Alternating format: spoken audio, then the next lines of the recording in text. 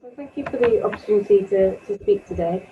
So I'm recently appointed oncology consultant at Velindre Cancer Centre, and I'm chair of the newly established All Wales Genomics Oncology Group, which I'll be speaking about today.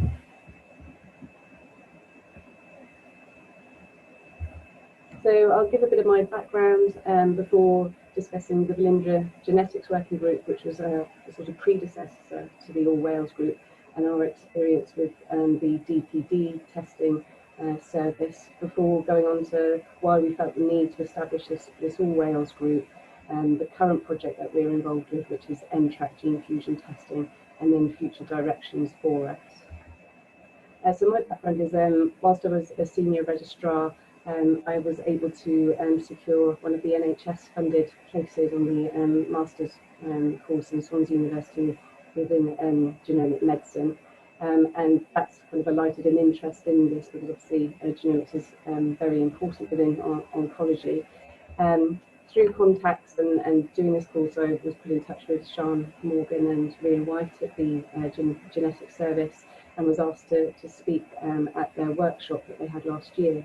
And from this, we started discussions about how it would be good to have regular contact between the two clinical settings, develop those relationships to help improve the implementation of genetic services locally within Velindre, and also look at research projects and so on. And so in October, we established the Velindre Genetics Working Group. There's representation from each of the tumour sites. So within the hospital, we have a group of clinicians treating breast cancer, lung cancer, colorectal cancer, and so on. So each team has a representative on the group. We also have pharmacy input because obviously the majority of genomic tests are known to influence systemic anti-cancer drugs and therapies that we give. So we felt their input was vital. And then as well, Sean and Liam from the genomic service. And because of the experience that we've had with this, a similar group is now being implemented in Swansea. And the first project that we were involved with was DPD testing. So there are a group of chemotherapy drugs which have been in use for decades now, and they form the backbone of many regimens that are used across a wide range of tumour types. And they are the fluoropyrimidines, and they are processed by an enzyme, dihydropyrimidine dehydrogenase, or DPD for short. But up to 10% of the population have polymorphisms or variations in their DNA, which means that they're unable to process these chemotherapy drugs. And the effect of that is that the chemotherapy builds up within the body, and they are at increased risk of having toxicity or side effects from the chemotherapy drugs.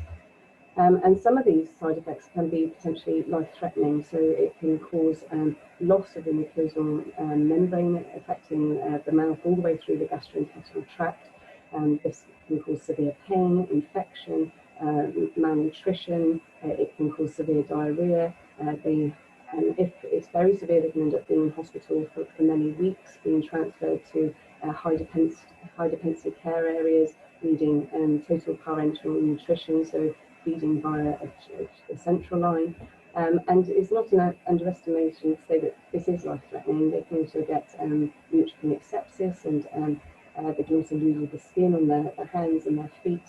And when you're talking about chemotherapy drugs that are given both in the palliative setting but also in the adjuvant setting, so that's when the patients had their tumour successfully removed by surgery, and they, for all intents and purposes, are cured at the point that they're having chemotherapy. And the aim of the chemotherapy is to try and prevent the cancer coming back in the future. And to lose a patient to this potential issue is devastating, not only for the patient and their family, but also the clinicians that treat them. And so in areas of Europe, it was already in use that patients would be screened for this genetic variant before receiving these drugs. There was a centre in London that we would send blood samples to do this test, but that would be kind of retrospective after the side effects had already happened. So if somebody developed significant side effects and we wanted to know, oh, is this due to a DPD deficiency, then we would send the sample off. But they'd already experienced the side effects by that point, and you could argue it was a bit too late. And so DPD testing was proposed as a pilot initially at Velindre, and that began towards the discussion started towards the end of last year, and then we began the pilot in the early new year in 2020. And through the genetics working group, we developed a guideline, detailing how do I get a test, how do I interpret the results, and how should I adjust the chemotherapy dose, because depending on the variant, you can either reduce the chemotherapy dose or you can avoid using it altogether and use a different regimen. We developed patient information leaflets and also held staff education events. And in line with the precision medicine strategy from Welsh Government, there's a recognition that the level of working knowledge in clinicians about genomics is something that is going to need to be addressed. So we felt it was important to hold staff education events as well. And this was all done during COVID-19, so it was no mean feat. And the team at Velindre and with the genetics service, I think, really implemented this very effectively during the challenges that we're currently facing. So since February 2020, we've done over 300 tests to date, and we've identified 20 patients who have this variant, so that's a 6% diagnostic yield. We're in line with the number of tests that we had forecast. Well, we're doing more than we'd forecast, but it is being used now regularly within clinical practice. And we've been able to update our guideline. We've had a few teething problems, as you do with any new service, particularly communicating to local phlebotomy labs within the health boards and clinical teams that we work with, the diagnostic teams, about the fact it's not like a normal but a genetic test where you have to get patient consent. This doesn't need patient consent in the same way that other genetic tests may do. It's not a blood test. And obviously each cancer team has had to develop pathways of how they will implement the test at what time points within the patient pathway. So there's a lot to consider. And the genetics service did communicate to health board that this was coming. Letters went out to the chief execs and directors, and we shared our guideline and lessons learned with the cancer centres in South West Wales and also North Wales.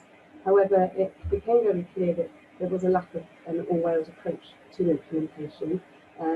A lot of clinicians on the ground didn't hear about even the pilot until Velindre had completed the pilot. The service was being widely introduced across Wales, and they hadn't had any foresight that this was coming. Velindre is only one of the 3 cancer centres in Cardiff, and we're fortunate enough to be in Cardiff, and in close proximity to the genetics lab. But I particularly felt uncomfortable that Velindre was perhaps being seen as the centre to be considered for all of these pilots and things, and that we need to work better across Wales within the oncology community about new services like this. It raised the issue about clinician knowledge on the ground of the service. This is a new thing for many. They had questions about it.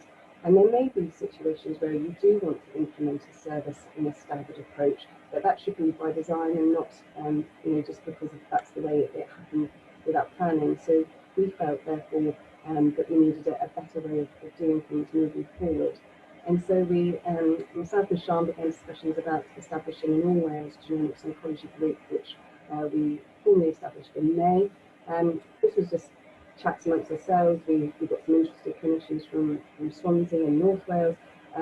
We found a pharmacy rep and a histology rep, but we didn't really have any kind of governance or sign-off from anybody that we'd done this. We all thought it was a very good idea, but I suddenly realised perhaps I needed to get approval from someone. So I spoke to Professor Tom Crosby at the Welsh Cancer Network. Him and his team have been really instrumental and very, very helpful in pointing us in the right direction of how to get this off the ground. We've now had sign-off that we will be a recognised group within the Wales Cancer Network, that we will sit alongside the systemic anti-cancer therapies group within the network. And really our aim, as it says here, is to ensure that there's a multidisciplinary, coordinated and national approach with defined clinical input into the development and introduction of new oncology-specific genetic services within Wales. And so our membership is obviously the genomics team. We have a rep, as I said, from Velindre, South West Wales and North Wales. There's also a representative from the paediatric services, which Children's Cancer Hospital at UHW, and also another clinician from Velindre who covers the Teenage Cancer Trust at UHW. So we're covering all of the age ranges for solid tumours within Wales. We have Adam Christian, who's a histologist at UHW, as our histology rep, pharmacists from Swansea Bay, and then also representation from the All Wales Medicine Strategy Group and AWTTC, and obviously vitally with the commission of these genetic services. And so we see ourselves as a clinical advisory group in the mainstay, and we hope to standardise the access to genetic tests for oncology patients so it's equitable across the country regardless of where you live. We hope to have a horizon scanning approach, anticipating what the service needs will be, and communication, as I've demonstrated with health boards and also the cancer site groups within the cancer network is vital. There's little point implementing a new service if nobody on the ground knows anything about it. And also staff education is key as well. We also hope in the future to link in with research and quality improvement projects too. So coming to the first project that we've been involved with within this newly established group is the TRK inhibitors. So within the UK in April and then in June, NICE recommended 2 TRK inhibitors, which are novel tyrosine kinase inhibitors, for patients who had solid tumour of any type, which was found to express an NTRK gene fusion. This is an exciting development because it really is what precision medicine is all about. These drugs can be used regardless of where the cancer started within the body, as long as the gene fusion is identified. And they're currently placed as last-line therapy, so patients have to have locally advanced or metastatic disease or disease that is felt to be unresectable, and they have to have used all other available systemic treatment options before accessing these. And that's in part due to the fact that the data at the moment is very immature. It's from early phase basket trials, which shows a high overall response rate of around 70% across all tumour types. But the survival data is immature. There's obviously cost effectiveness is yet to be established, and so that we're able to access them by the Cancer Drugs Fund, and that's an English initiative, but within Wales there's an agreement that any drug that's made available within the Cancer Drugs Fund in England, Wales has to offer that service within 60 days. So this is something that's coming in, and it's very exciting. So the gene fusion there are 3 NTRK genes, and this is one of the most common ones between chromosomes 15 and 12. But the prevalence of these gene fusions isn't equal across tumour types. So there are some very rare cancers like infantile fibrosarcoma, secretory breast cancers, salivary gland tumours, and also paediatric tumours where the prevalence is over 90% in these tumour types. So you're talking a prevalence rate of less than 1% in the majority of more common tumours, and that's been important in terms of how this new service is being implemented across Wales in a phased approach. So phase 1 is now live for these rarer tumours with a high prevalence rate, also in paediatric tumours with childhood tumours, teenagers up to the age of 25, and also more the GIST, they can access it because they have a slightly more prevalence rate, higher rate as well as thyroid cancer. In October, it's going to be expanded to cholangiocarcinomas, lung cancers, and brain tumours because they have a range, a prevalence rate of around 5 to 25% before it being available to everyone within Wales in January 2021. And so, as I've mentioned, it's not been NICE approved, and we have 60 days to implement this service following the final appraisal document being published by NICE, all the access agreements in terms of being able to use these drugs within Wales. And that's proved challenging because there is no defined clinical pathway for how people with NTRK gene fusions should be treated. There is limited or, in some areas, no clinical experience with these new drugs. NTRK testing has only recently been provided with in the NHS, and that's it's a lot to ask for this service to be ready to go within 2 months. So we felt that we needed a phased implementation for this new service, which mirrors in part the approach that England are taking.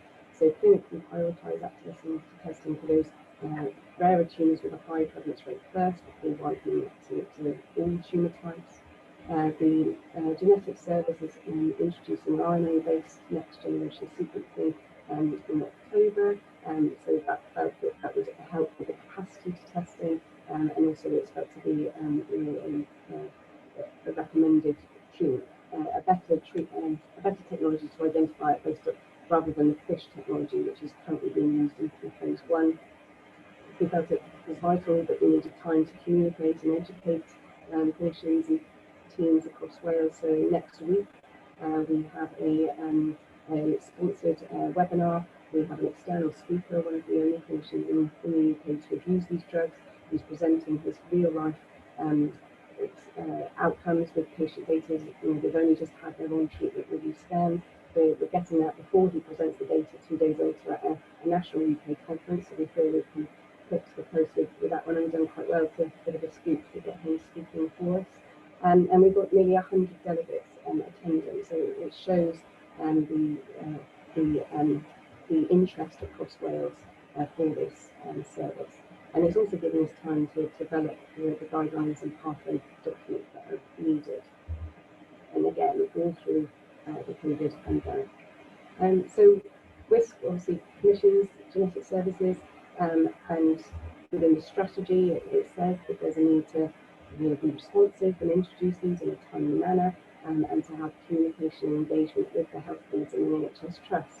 I'm only a newly appointed consultant. I perhaps wasn't aware of all the infrastructures and things in place with regards to commissioning all these services. And whilst I was aware that WISC commissioned the genetic test itself, I didn't appreciate until we started this work that the preparation work that's needed on the samples in order to perform that genetic test isn't funded by WISC. So every sample that's sent to the genetics lab needs preparation in terms of the slides being cut, the area for testing being identified. That also requires services from the scientists and the histology consultants, but none of that is funded. And when we look at the predicted numbers, so England are predicting that they will be doing 100,000 cases a year, and we take that as a proportion of the Wales population. 5,000 cases a year, you're talking over £100,000 that their health boards will have to find. And until I contacted them to say, oh, this is going to be coming through the AWGOG, they hadn't even heard about this. There's also a requirement for baselining on treatment brain imaging. We do brain imaging for patients with metastatic or locally advanced disease if they have symptoms suggesting that this may be an area that is affected within the body, but it's not routine. For both of these drugs within the NICE recommendations state that they should have baseline on treatment brain imaging. I'm trying to get in contact with a central radiology route to raise this, because we're going to start getting requests for this.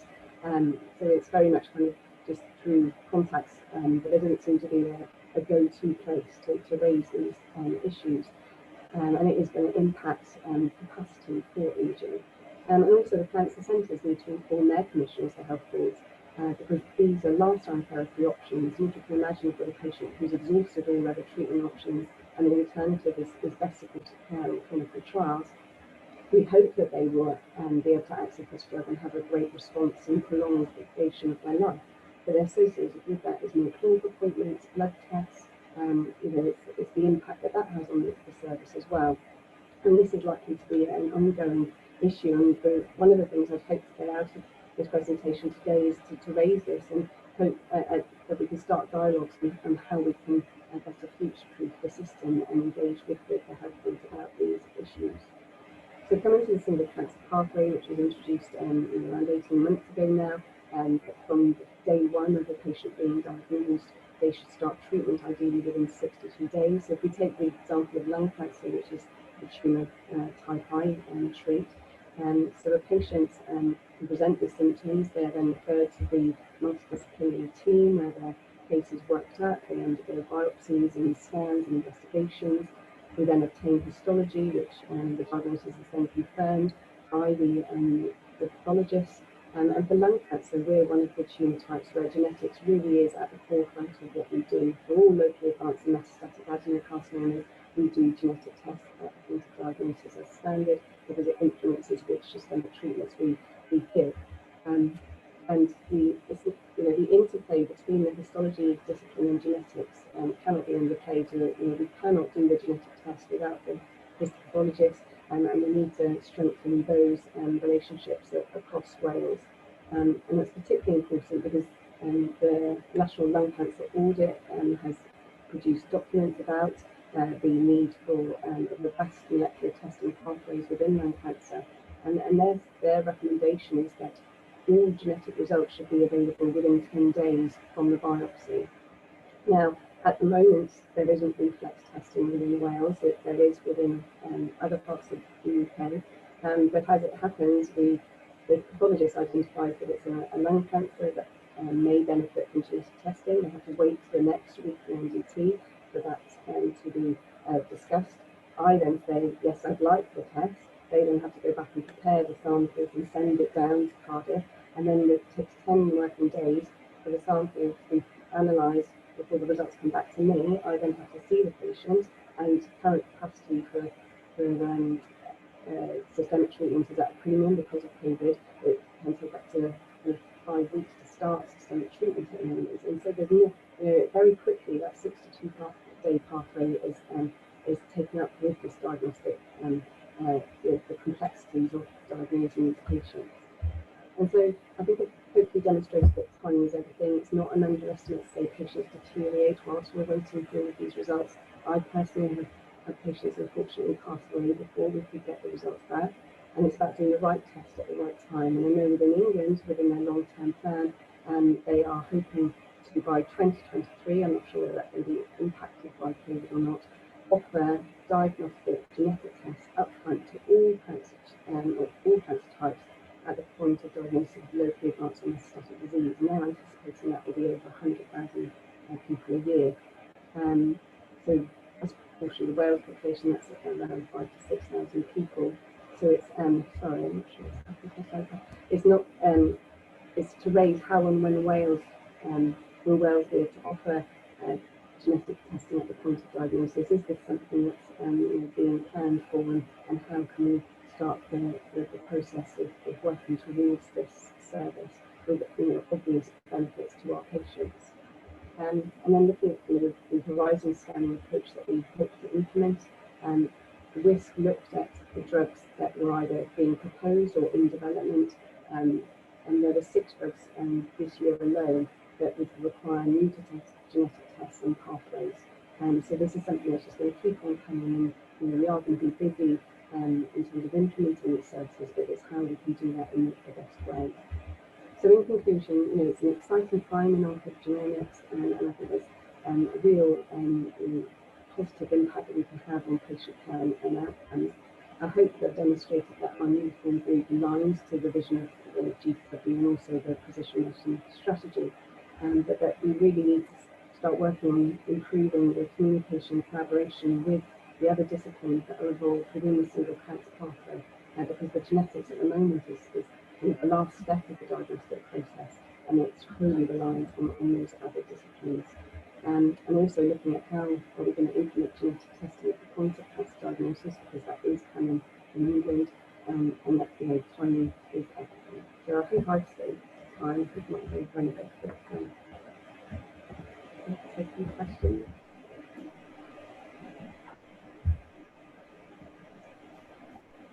Thank you, Sam. Does anybody have any questions for Sam?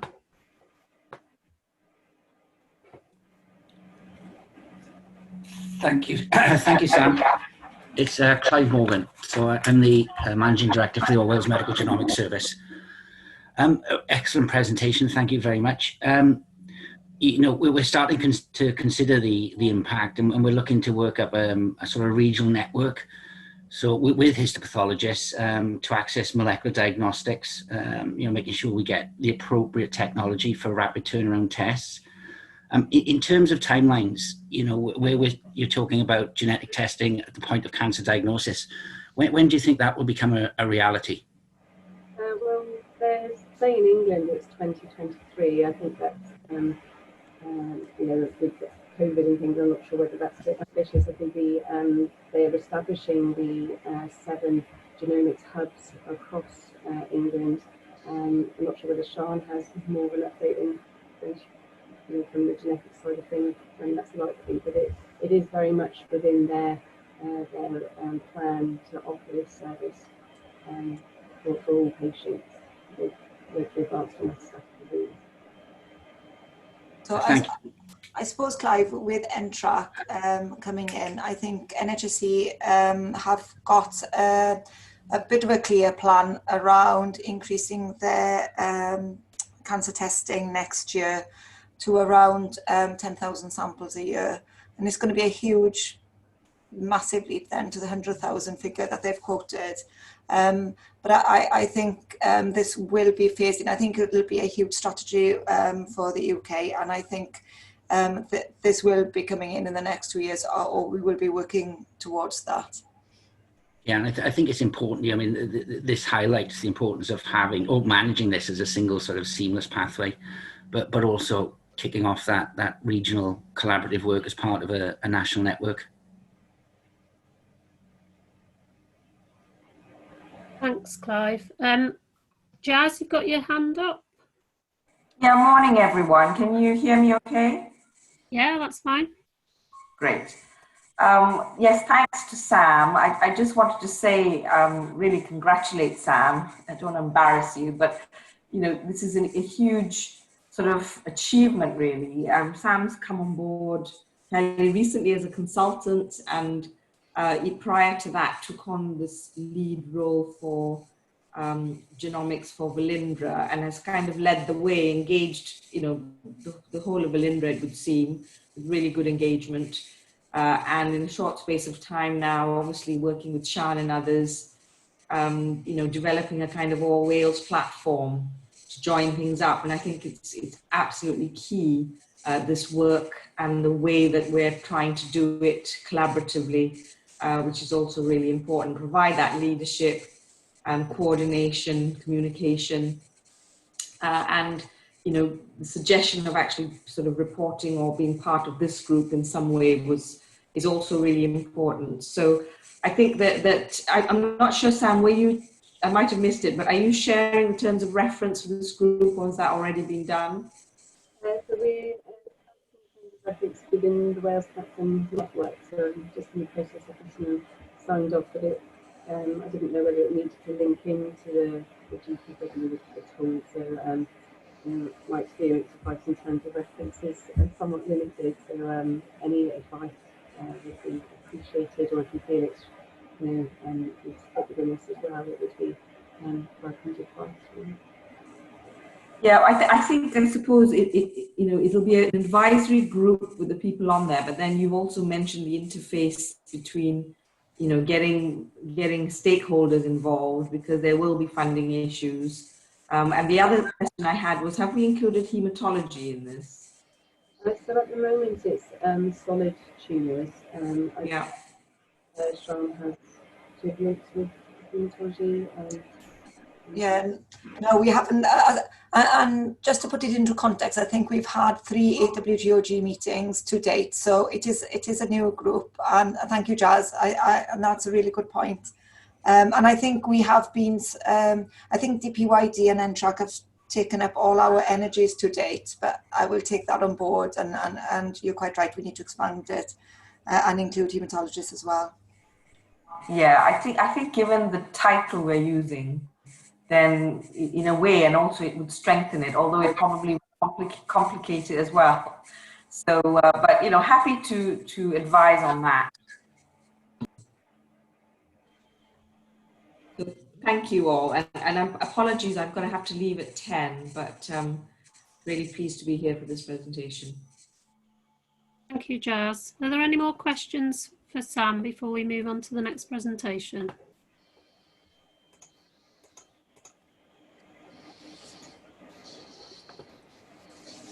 Okay, thanks very much. That was really. Sorry. Oh no, sorry. So I did have my hand up. It's Ian on behalf of the Patient Public Sounding Board. Can I just make a plea really for a huge focus on publicity and education? Yesterday in the Genomics Cafe, we heard that Wings were having problems with referrals from their expected paediatric specialists, and that most of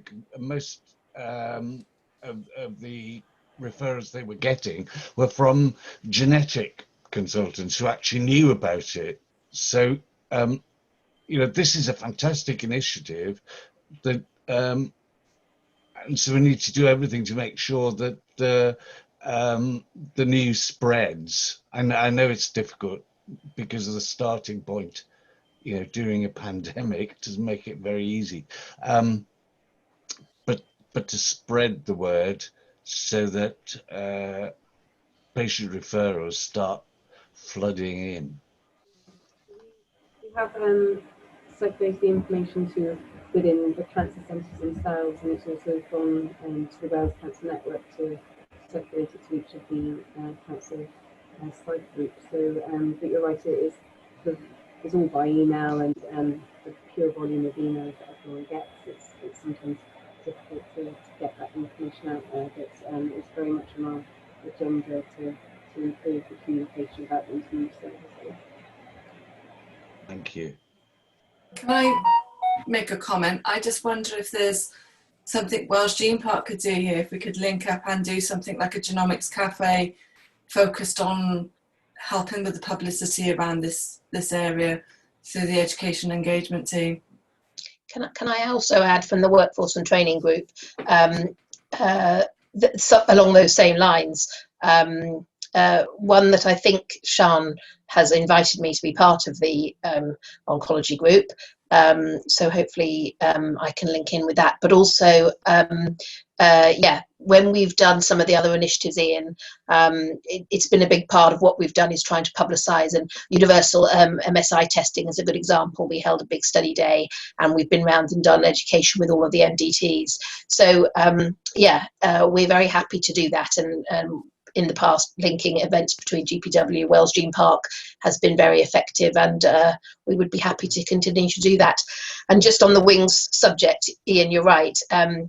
We had intended, I think it's not so much that they're not aware, although I think there's definitely some work to be done there, but I think we haven't done the education sessions we'd hoped to do for the Wings project, which meant that we've ended up doing the consenting, which we had hoped they would be doing, so we would have less involvement. But we are now revamping our, winding back up our education sessions for that as well. So now that the pandemic, she says slightly optimistically, is sort of eased off, which is probably a very inappropriate thing to say right now, hopefully we can get going again with some of those education things and publicity things. But yeah, that would be good. Great, thank you. Michaela, Yeah. Adrian, can I come in? Yes, of course. Yeah, thanks, Sam. That was a really brilliant presentation. And I think it just clearly demonstrates, doesn't it, that we're at the very start of this, and we need to be thinking about how we start to scale this up. I think developing that genomics, oncology, and to be hematology group is really brilliant, and linking that into the cancer network is obviously a good way forward to give it more teeth. And you've done all of this during COVID. Which is, remarkable, recognising how busy it has been in all of our centres and how you've had to change other services. I think as we go on to personalised medicine and make it more specific, and with the impact of COVID, then that's even more and more important, isn't it, that we actually get patients the right treatment and they get the best treatment for them. So I think it's really positive. I suppose there's, maybe a bit of an opportunity to push this harder at the moment, but it is about the scale up, isn't it? And obviously, I think we all recognise that will take some time. We can't just invent people or knit people, clone people, actually, given the where we are, the meeting that we're in, to do some of this. But I think it's really great work. So thank you very much.